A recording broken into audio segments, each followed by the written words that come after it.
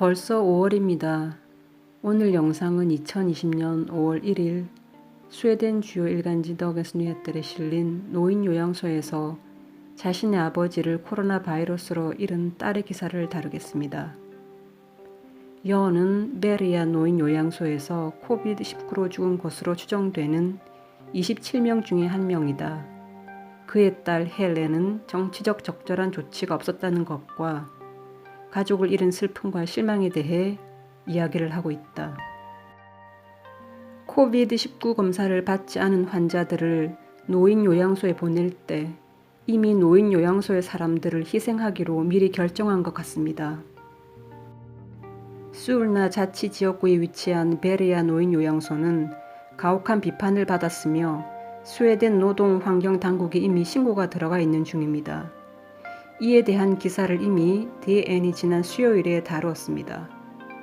지역 안전 담당자의 진술에 의하면 베리아 노인 요양소 직원들의 최대 절반이 아파서 병가 휴가를 낸 적이 있었거나 혹은 지금 현재 아파서 병가 휴가를 낸 상태입니다. 연의 딸 헬렌의 비판은 무엇보다도 스톡홀름시를 향한 것이며 노인 요양소 내 바이러스 감염 확산을 막기 위해 스톡홀름시가 더 큰 책임을 져야 한다고 생각하고 있습니다. 정치인들은 자기 자신들의 책임을 지고 모든 의료 보호 장비들을 제공해야 한다.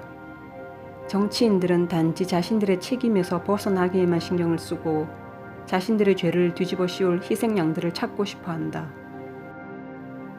헬렌은 요양소 직원들이 주어진 조건 하에서 할 수 있는 모든 일들을 했다고 믿고 있습니다. 신고장에서도 진술했듯이 노인 요양소가 처한 조건들이 무너지기 시작했습니다. 끔찍했습니다. 저는 요양소 직원들이 자신의 일을 소홀히 했다고 생각하지 않습니다. 그들은 제 아버지에 대해 아주 많이 걱정을 했어요.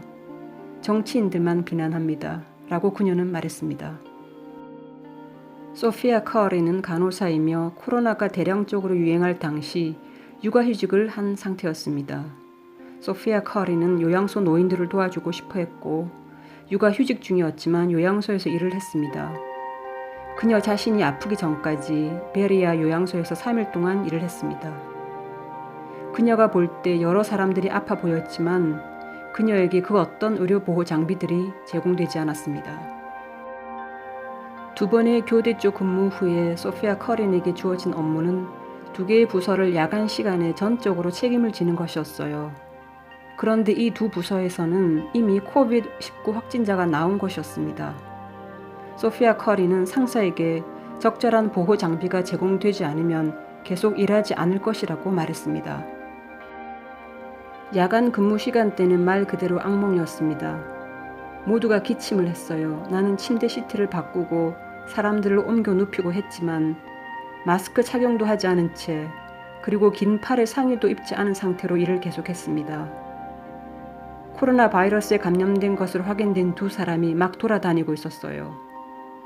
소피아 커리는 잠시 숨을 돌리기 위해 직원실에서 혼자 문을 닫고 있었습니다.